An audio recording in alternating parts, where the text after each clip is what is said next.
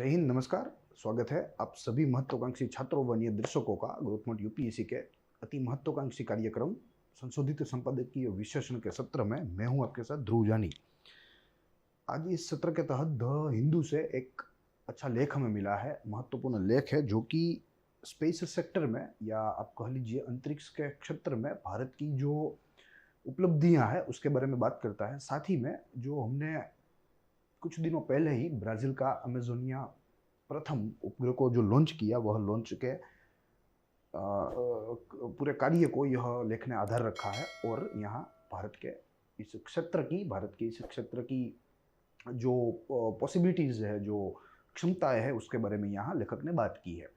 लेखक बेनाम है, पूरा लेख ही बेनाम है, मगर इसमें काफ़ी सारी अच्छी माहितियाँ दी गई है। प्लस हमने भी, हमारी टीम ने भी हमारी तरफ से कुछ इनपुट्स डाले हैं जो हमारी परीक्षा संबंधी तैयारियों के लिए थोड़े महत्वपूर्ण हो। साथ ही अगर कवर के दूसरे बाजू देखें तो हमें यहाँ इसरो का एक लोगो दृश्यमान है और साथ ही में अमेजोनिया 1 का यह जो लॉन्च है, जो कि पीएसएलवी हमारे यान के द्वारा हुआ है, तो उसका यह दृश्य है और इसरो के श्री हरिकोटा स्पेस लॉन्च से यह लॉन्च हुआ था। साथ ही अगर टाइटल की बात करें तो न्यू स्पेस यहाँ टाइटल दिया हुआ है और न्यू स्पेस इसलिए दिया हुआ है क्योंकि यह घटना पूरी सीमा चिन्ह रूप है और आगे चलकर यह अंतरिक्ष के क्षेत्र में हमारे लिए काफ़ी सारी जो है उपलब्धियाँ, काफ़ी सारी अब समझ लीजिए तक जो है वो ला सकती है। तो इसलिए यहाँ लेखक के द्वारा न्यू स्पेस नाम रखा गया है। करेंगे पूरी चर्चा की शुरुआत इस लेख की तस्वीर से। जैसे मैंने आपको बताया कि यह बेनाम लेख है और आज के द हिंदू में छपा है और यहाँ काफ़ी सारी महत्वपूर्ण बातें यहाँ लेखक ने बोली है, लेखक ने रखी है हमारे सामने, जो कि इसरो को या भारतीय सरकार को अपनी नीति में दाखिल करना चाहिए ताकि इसरो की वृद्धि और ज़्यादा बेहतर हो। प्लस अगर परीक्षा के साथ ही इसका संबंध देखें तो जीएस पेपर 3 हमारे सनदी सेवाओं की मुख्य परीक्षा में जीएस पेपर 3 में जो साइंस एंड टेक्नोलॉजी का खंड है, उस साइंस एंड टेक्नोलॉजी के खंड के साथ ही संबंधी और उसमें भी स्पेस एक्सप्लोरेशन, क्योंकि हमें मालूम है आमतौर पे साइंस एंड टेक्नोलॉजी एक बहुत ही चौड़ा विषय है, बहुत ही गहरा विषय है, कई सारी उप शाखाओं के साथ बना हुआ यह विषय है। तो इन्हीं शाखाओं में जो स्पेस एक्सप्लोरेशन की जो शाखा है उसके साथ संबंधी आज का लेख है और उसकी ही बात करता है। भारत की स्थिति भी दर्शाता है और भारत के सामने आगे क्या चुनौतियां रहेगी या भारत के सामने आगे क्या तक होगी इत्यादि चीज़ों पर यह बात करता है। देखेंगे, देखिए यह आमतौर पे हमारा एजेंडा होता है। इस एजेंडे के तहत हम लोग हमारी यह जो संपादकीय विश्लेषण की चर्चा है उसको आगे बढ़ाते हैं। तो आज भी इसी एजेंडे के तहत ही हम लोग बात करेंगे, जिसमें सर्वप्रथम लेख के कंक्लूजन की बात करेंगे, यानी कि लेख का निष्कर्ष। उसके बाद जो कुछ महत्वपूर्ण बातें यहाँ लेख में दी हुई है, यानी कि हाईलाइट्स, तो यह हाईलाइट्स की बात करेंगे। और साथ ही में यहाँ जो कुछ सामान्य अध्ययन के तत्व जो हमारी परीक्षा मांगों को पूर्ण करे, परीक्षा मांगों को संतोष है, वैसे तत्वों को हम यहाँ तीसरे चरण में, जिसे इनपुट्स भी कहा जाता है, तो यहाँ तीसरे चरण में इसकी चर्चा करेंगे। शुरू करेंगे पहले चरण से। जैसे निष्कर्ष की बात हुई तो यहाँ 3 मुद्दे में देखने हैं, जिसमें से प्रथम मुद्दा है कि हमने जो ब्राजील का अमेजोनिया नामक उपग्रह, अमेजोनिया प्रथम नामक उपग्रह को जो लॉन्च किया हमारे श्री हरिकोटा का द्वारा, जो हमने समाचारों पत्रों में देखा, काफ़ी सारी माहितियाँ भी देखी, कुछ तथ्यात्मक माहितियाँ देखी, जिनको भी इस चर्चा में हम लोग आगे समझ लेंगे। मगर यहाँ हमें यह समझना है कि यह पूरी घटना, यह ब्राज़ील के द्वारा बने अमेजोनिया फर्स्ट के लॉन्च की पूरी जो घटना है, ये अपने आप में एक सीमा चिन्ह रूप है, माइलस्टोन। और मात्र भारत के लिए ही नहीं, मगर भारत की जो अलग अलग ऐसी एजेंसियां हैं, इन एजेंसियों के लिए भी यह बहुत ही महत्वपूर्ण है। साथ ही यहाँ ये भी निष्कर्ष निकाल सकते हैं कि जो 2 वर्ष पहले जो गठित हुई थी NSIL, ठीक है, जिसे न्यू स्पेस इंडिया लिमिटेड कहा जाता है, तो ये कंपनी कॉमर्शियल शाखा है, कॉमर्शियल ब्रांच ऑफ इसरो। तो ये पूरा कार्य, ये पूरी लॉन्च की जो प्रक्रिया है, ये NSIL के द्वारा ऑर्गेनाइज्ड हुई थी और बहुत ही सक्सेसफुल रूप से इसको एग्जीक्यूट भी किया गया। तो ये NSIL के बारे में भी थोड़ा हमें देखना है। तो यहाँ NSIL की भी प्रशंसा लेखक के द्वारा हुई है। हालांकि इसका जो पूर्वगामी था अंतरिक्ष,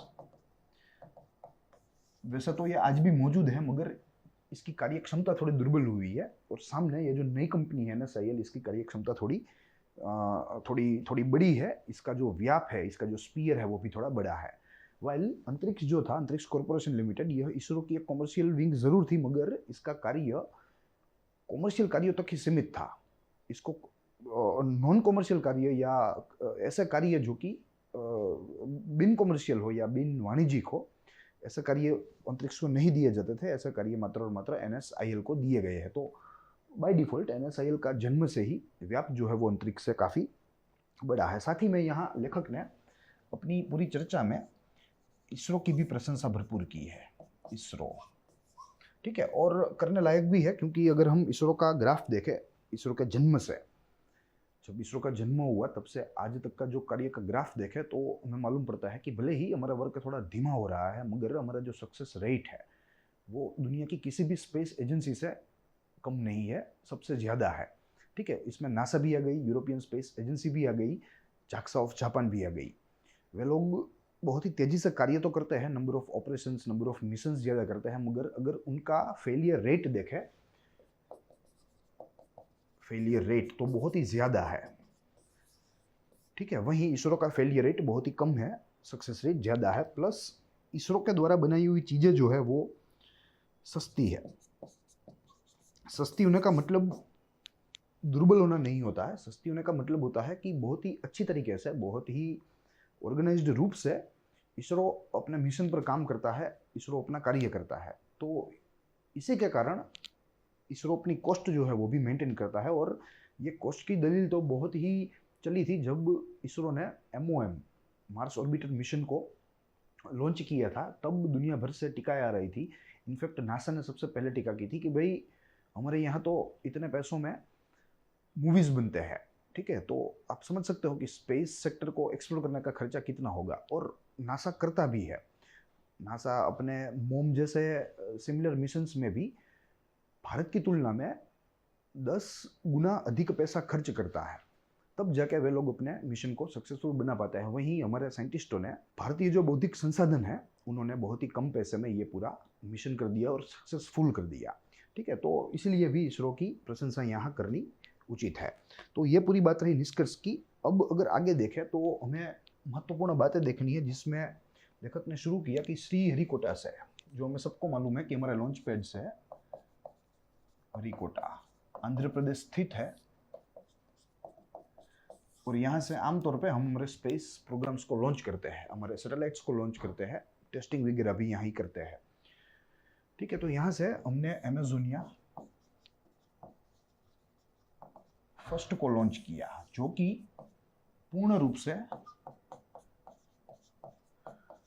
ब्राजील से बनाया हुआ है, या ब्राजील के द्वारा बनाया हुआ है।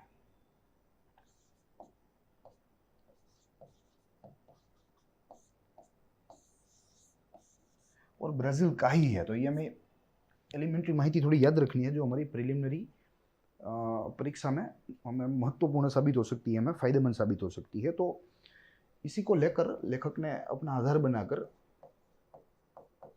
इसरो की प्रशंसा की है, इसरो की प्रशंसा।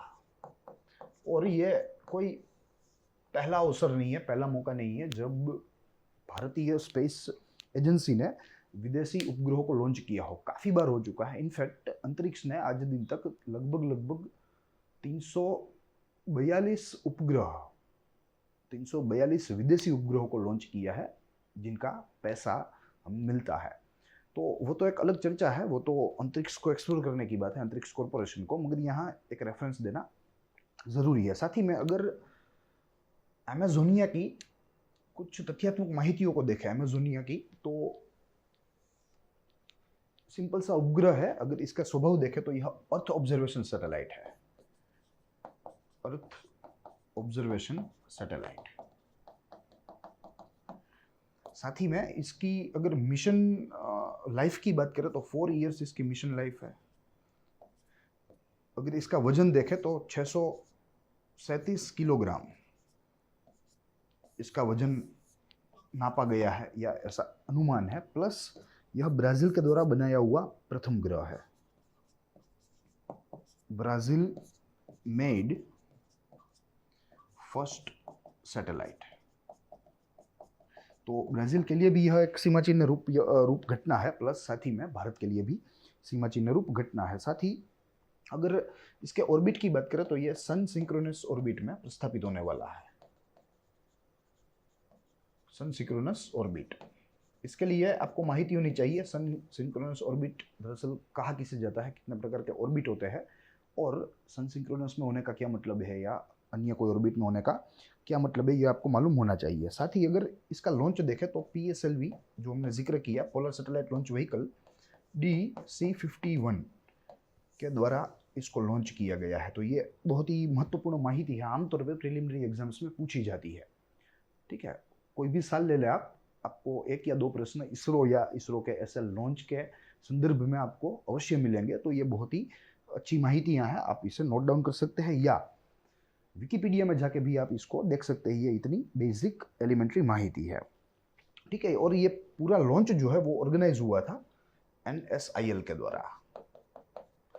The entire launch was, entire mission was actually organized by New Space India Limited, a newly formed company under Companies Act 2013। ठीक है, 2019 में इसको बनाया गया था, इसकी रचना हुई थी। 2019 के बजट में सर्वप्रथम बार हमारे वित्त मंत्री माननीय निर्मला सीतारमन के द्वारा इसकी सर्वप्रथम बार जाहिरात की गई थी। फिर बाद में उसी वर्ष लगभग जून में इसकी स्थापना कर दी गई थी। ठीक है, तो ये पूरा सिनेरियो है, ये पूरी जो है तथ्यात्मक माहितियाँ हैं। साथ ही में यहाँ लेखक ने यह बात भी नोट की कि भले ही ये सीमा चिन्ह रूप घटना थी कि हमने अमेजोनिया को लॉन्च किया जो कि ब्राज़ील का था, तो ये 100% कॉमर्शियल पहला मिशन था NSIL के द्वारा। ये बात यहाँ सुनिश्चित हमें करनी होगी। NSIL's 100% foreign commercial mission 100%। NSIL ने ऐसा नहीं कि पहली बार ये जोखिम लिया या ये साहस किया, मगर 2019 में भी हमने 2 ऐसे ग्रह छोड़े थे जिसमें एक था रीसेट रीसेट 2BRI, यह प्रथम ग्रह था, और दूसरा ग्रह था EOS 01 यानी कि अर्थ ऑब्जर्वेशन सैटेलाइट 01। और रीसेट ये मिलिट्री को भी यूजफुल है और अदर अर्थ ऑब्जर्वेशन जो कार्य है उसमें भी हमें थोड़ा मददरूप साबित होता है। तो ये दोनों तो लॉन्च किए, मगर यहाँ भेद ये है कि ये दोनों भारतीय है। विदेशी कोई उपग्रह को NSIL के द्वारा लॉन्च हुआ हो, यह प्रथम घटना थी, तो इसीलिए इसे सीमा चिन्ह रूप बताया जाता है। साथ ही यहाँ यह भी सुनिश्चित करना है कि मात्र और मात्र अमेजोनिया नहीं था, परंतु अमेजोनिया प्रथम के साथ 18 अन्य ग्रह थे जो विदेशी थे और जिनको भी यह PSLV यान के स्पेस में प्रस्थापित किया गया। तो ये पूरी बात है, ये पूरा सिनेरियो है। आगे देखें तो हमें यहाँ देखना है, जो मैंने आपको जिक्र किया कि अंतरिक्ष कॉरपोरेशन आज दिन तक ये पूरा काम जो है वो अंतरिक्ष कॉरपोरेशन के द्वारा ही संभाला जाता था, और इसने आज दिन तक लगभग 342 फॉरेन सैटेलाइट्स को अपने प्रीडिटरमिन्ड ऑर्बिट्स में रखा गया है। प्रीडिटरमिन्ड ऑर्बिट्स में यानी कि पूर्व निर्धारित कक्षाओं में प्रस्थापित किया हुआ है। ठीक है, तो बहुत ही अच्छी हमारी यह जो है संस्था थी, इसरो की वाणिज्यिक संस्था थी, वाणिज्यिक उपशाखा थी, मगर अब इस बदलते समय में अंतरिक्ष जो है वो धीरे धीरे अब आउटडेटेड हो रहा है।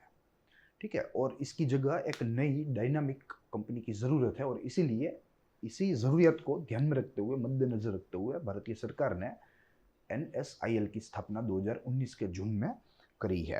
अब यहाँ तक की बात रही सारी लेख की हाइलाइट्स थी ये। अब हमें आगे देखना है कि जो कुछ महत्वपूर्ण तत्व है जो हम यहाँ से एक्सट्रैक्ट कर सके, उसको हमें देखना है, जो हमारी आगे चलकर हमारी परीक्षाओं में हमें काम लग सके। तो इसके तहत हम लोग सर्वप्रथम देखेंगे NSIL के बारे में।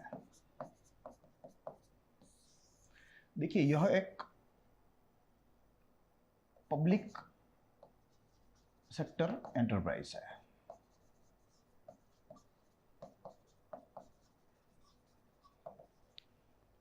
अगर इसकी एस्टेब्लिशमेंट की बात करें तो जून 2019 में हुई, प्लस इसकी स्थापना कंपनीज एक्ट के तहत हुई। कंपनीज एक्ट के तहत इसकी स्थापना हुई। प्लस यह एक कॉमर्शियल आर्म है इसरो का।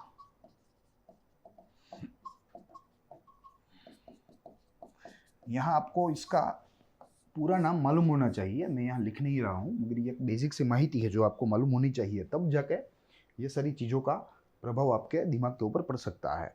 साथ ही में यहाँ अगर NSIL के एडमिनिस्ट्रेशन की बात करें, प्रबंधन की, तो इसका प्रबंधन डिपार्टमेंट ऑफ स्पेस के द्वारा होता है, जो कि स्पेस मिनिस्ट्री के तहत काम करती है। और स्पेस मिनिस्ट्री अपने आप में ही PMO के एम्बिट के अंडर फॉल करती है। तो ये पूरा सिनेरियो है और इसी तरह NSIL का कार्य यहाँ करवाया जाता है। प्लस आगे अगर NSIL के ऑब्जेक्टिव्स देखें, उसके उद्देश्य देखें, तो कई सारे उद्देश्य है, जैसे आप देख सकते हैं आपकी स्क्रीन पर। सबसे प्रथम है transfer of small satellite technology to industry. जो बहुत ही छोटे सैटेलाइट्स होते हैं, नैनो सैटेलाइट्स होते हैं, वो कैसे बनाया जाए, उसकी टेक्नोलॉजी को स्मॉल इंडस्ट्री तक पहुंचाना, ये इसका एक मुख्य उद्देश्य होगा। NSIL will obtain license from department of space और ISRO and sub license the same to industry. तो ये एक प्रकार की लिंक रहेगी between the chief space agency and small industries. उसके बाद manufacture of small satellite launch vehicle in collaboration with private sector. Yes, private sector को भी यहाँ आगे करना है। अब जैसे हमने देखा था इन स्पेस, भारतीय सरकार की बहुत ही महत्वाकांक्षी योजना है, बहुत ही जो है महत्वपूर्ण भी है, और इसी के तहत प्राइवेट प्लेयर्स को भी यहाँ स्पेस के क्षेत्र में दाखिल करने की बात है। यह एक प्रकार का गेटवे है। उसके बाद production of polar satellite launch vehicle through Indian industry, यानी कि स्मॉल सैटेलाइट लॉन्च व्हीकल भी बनाने हैं, साथ ही में हमें पोलर सैटेलाइट लॉन्च व्हीकल भी बनाने हैं। उसके बाद production and marketing of space based products and service including launch and application. Yes, marketing भी करना है, और साथ ही में यहाँ एक बात का जिक्र मुझे करना है कि रूरल इंडिया में साइंस एंड टेक्नोलॉजी को पेनिट्रेट करना है। रूरल इंडियाज़ में से जो इंटेलेक्चुअल स्मार्ट जो लोग हैं, जो हमारा रिसोर्स है, ह्यूमन रिसोर्स, उनको आइडेंटिफाई करना है और वहाँ से उनको ले आना है इस सेक्टर में। इस सेक्टर को उनकी ज़रूरत है। उसके बाद देखें तो transfer of technology developed by ISRO centres and constituent units of DOS। Transfer of technology करना, जो कि इसरो के द्वारा टेक्नोलॉजी बनाई हुई है और डिपार्टमेंट ऑफ स्पेस के द्वारा जो टेक्नोलॉजी तैयार की हुई है, और साथ ही में marketing off spin off technologies and product services both in India and abroad. तो ये सारे उद्देश्य है NSIL के। अब आगे अगर हम देखें तो अंतरिक्ष की जगह क्यों NSIL ले रहा है, वो थोड़ा हमें मुद्दा समझना है। तो एक मुद्दा तो यही है कि इस डायनामिक बदलते विश्व में अंतरिक्ष अब धीरे धीरे आउटडेटेड हो गया है। अंतरिक्ष के कार्य अब अपूर्ण है, ये पूर्ण नहीं है। तो एक रीज़न ये भी है। तो ये बात रही NSIL की के उद्देश्यों की। अब हमें आगे देखना है कि अंतरिक्ष जो है वो कैसे आउटडेटेड हो गई है। तो उसका एक कारण तो ये है जिसका जिक्र हमने किया कि इस डायनामिक समय में अब अंतरिक्ष जो है वो आउटडेटेड हो गया है। अंतरिक्ष के जो कार्य है वे अब अपूर्ण है, वे अब पूर्ण नहीं है। साथ ही में एक बहुत ही फेमस अंतरिक्ष देवास मल्टीमीडिया कंपनी के साथ डील हुई थी, अंतरिक्ष ने डील की थी, 2005 की बात है। मगर उसके बाद कुछ कारणों की वजह से भारत की नीतियाँ कुछ बदली और उन कारणों की वजह से अंतरिक्ष ने वह देवास मल्टीमीडिया के साथ जो डील थी वो कैंसिल कर दी। तो इसी मुद्दे को लेकर Dewas multimedia international court of arbitration में पहुंचा, जो कि हेग नेदरलैंड स्थित है, और वहाँ ये केस लड़ते रहे। और काफ़ी सालों के बाद इस केस का नतीजा है, इस मुकदमे का नतीजा है, और उसके तहत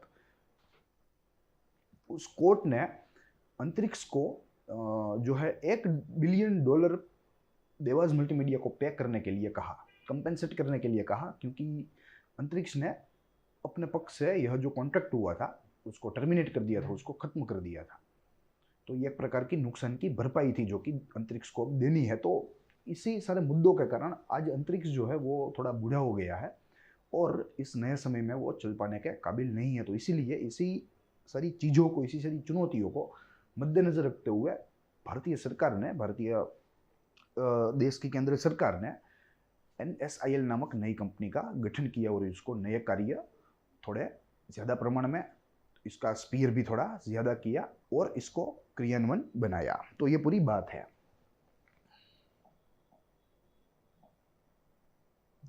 ठीक है, मैं यहाँ एक ही मुद्दा समझना है, देवास मल्टीमीडिया वर्सेस इसरो, या आप कह लीजिए अंतरिक्ष, क्योंकि इसरो जो है वो प्रत्यक्ष रूप से नहीं था इन्वॉल्व, मगर उसकी एक उपशाखा अंतरिक्ष कॉरपोरेशन उसमें इन्वॉल्व थी। ठीक है, 2005 की बात है, डील हुई और इस डील के तहत ऐसा कहा जाता था कि भारत के जो एस बैंड वेव्स है या एस बैंड स्पेक्ट्रम है, बैंड स्पेक्ट्रम, वो देवास मल्टीमीडिया यूज कर सकता है। ठीक है, यह एस बैंड स्पेक्ट्रम हमें थोड़ा समझना है। एस बैंड स्पेक्ट्रम दरअसल आम स्पेक्ट्रम से थोड़े ज़्यादा फ्रीक्वेंसी वाले होते हैं, थोड़े ज़्यादा विशेष है, क्योंकि इसका उपयोग मिलिट्री के लिए होता है, डिफेंस यूज़ के लिए, इसका वेदर प्रेडिक्शन के लिए होता है, अर्थ ऑब्जर्वेशन के लिए होता है, इत्यादि चीज़ें। कम्युनिकेशन सैटेलाइट के साथ डील करने के लिए भी एस बैंड स्पेक्ट्रम का उपयोग होता है। और इसके गीगाहर्ट्ज की बात करें तो लगभग 2 से 4 गीगाहर्ट्ज की रेंज में यह काम करता है, 224 GHz। ठीक है, तो आमतौर पे जो सामान्य फ्रीक्वेंसी है उससे थोड़ी ज़्यादा फ्रीक्वेंसी है और इसीलिए इसे विशेष स्पेक्ट्रम कहा जाता है। फिर आगे चलकर यह डील हुई, फिर आगे चलकर अंतरिक्ष ने डील को टर्मिनेट कर दिया, डील को टर्मिनेट कर दिया। और ऐसा कुछ कारण दिए कि भारतीय नीति यहाँ बदली है और इस बदली हुई नीति के अनुसार एस बैंड स्पेक्ट्रम का यूज करना किसी भी नॉन स्टेट एंटिटी के द्वारा वो अपने आप में नेशनल सिक्योरिटी का खतरा है, नेशनल सिक्योरिटी का खतरा। ठीक है, तो ये सारी बातों को बोलकर यह डील को नकार दिया गया। जैसे बाद में मैंने बताया कि Dewas multimedia international court of arbitration में गया, जो कि हेग, नेदरलैंड स्थित है। और इसी कोर्ट ने अपना नतीजा सुनाते हुए अंतरिक्ष कॉरपोरेशन को फटकार लगाई, $1 बिलियन का कंपेंसेशन देवास मल्टीमीडिया को पे करने के लिए डायरेक्ट किया। यानी कि अल्टीमेटली भारतीय सरकार को यह पैसा देना है, प्लस जो फेडरल कोर्ट है यूएसए की, उसके द्वारा भी यह केस में देवास मल्टीमीडिया के फेवर में ही नतीजा दिया गया और उसने भी इसरो के ऊपर फटकार लगाई और उसको भी कंपेंसेट करने को कहा। तो ये पूरी आज की माहिती थी जिसके तहत हमने NSIL की एस्टेब्लिशमेंट देखी, उसका क्या स्पीयर रहेगा, उसका क्या कार्य क्षेत्र रहेगा वो देखा, कैसे अंतरिक्ष और NSIL वे दोनों भिन्न है वो भी देखा। अंतरिक्ष जो था वो मात्र और मात्र वाणिज्यिक कार्य करता था, वहीं NSIL जो है वो वाणिज्यिक के साथ साइंस एंड टेक्नोलॉजी को, स्पेस सेक्टर को एक्सप्लोर करने का, उसे फैलाने का, उसे प्रोपोगेट करने की भी बात करता है, रूरल इंडिया तक पहुंचाने की बात करता है। साथ ही में हमने इन स्पेस का भी जिक्र किया, जो स्पेस सेक्टर में प्राइवेट एंटिटीज़ को जो है परमिट करता है एंटर करने के लिए, व्यवसाय करने के लिए। साथ ही हमने लेखक के लेख को आधार बनाकर हमने अमेजोनिया को देखा, अमेजोनिया के बारे में कुछ तथ्यात्मक माहिती देखी, NSIL के भी हमने ऑब्जेक्टिव देखे। तो कुल मिला के आज का जो यह लेख है ये हमारे लिए रेडीमेड आंसर बन सकता है हमारी मुख्य परीक्षा का। जब हमारी मुख्य परीक्षा में ऐसे कोई सवाल पूछे जाए कि NSIL का क्या ऑब्जेक्टिव है, कैसे NSIL और अंतरिक्ष डिफरेंट है, क्यों NSIL की स्थापना करने की ज़रूरत भारतीय सरकार को जो है पड़ी, इत्यादि चीज़ों पर हम लोग यहाँ इस लेख के माध्यम से इस लेख का अध्ययन करने से हम लोग लिख सकते हैं। So I hope you enjoyed the lecture. अब वक्त है आज के प्रश्न का, जिसके तहत निम्नलिखित वाक्यों या निम्नलिखित कथनों पर आपको विचार करना है। 3 कथन हमारे सामने है। सबसे प्रथम, अमेजोनिया 1 का लॉन्च मात्र उसी उपग्रह को समर्पित था, यानी कि एक ही उपग्रह था पूरे लॉन्च में, अमेजोनिया 1, अन्य कोई उपग्रह नहीं थे। दूसरा, अमेजोनिया एक अर्जेंटीना का उपग्रह है। अर्जेंटीना एक साउथ अमेरिकन कंट्री है, तो वहाँ का एक उपग्रह है, ऐसा कहा जाता है। तीसरा कथन, अमेजोनिया 1 को ब्राज़ील के द्वारा बनाया गया है, कि अमेजोनिया 1 की जो मैन्युफैक्चरिंग है वो ब्राज़ील के द्वारा हुई है। उपर्युक्त कथनों में से आपको सही वाक्यों को चुनना है। हमारे पास ऑप्शन भी है, जिसके तहत ऑप्शन ए है केवल 3, यानी कि केवल तीसरा वाक्य सही है। ऑप्शन बी केवल 2, ऑप्शन सी केवल 1 और ऑप्शन डी केवल 1 और 3 सही है, दूसरा वाक्य गलत है। आपको आपकी तरफ से इसका सही जवाब इस वीडियो के कमेंट बॉक्स में कमेंट करना है। हमारी तरफ से इसका सही जवाब इस सेशन के प्रीमियर होने से कुछ घंटों के बाद आपको मिल पाएगा। So that's all for today. हम लोग मिलेंगे अगले दिन अगले संपादकीय लेख के साथ, अगले विश्लेषण व अभ्यास के साथ। तब तक के लिए देखते रहिए ग्रोथ पॉइंट यूपीएससी।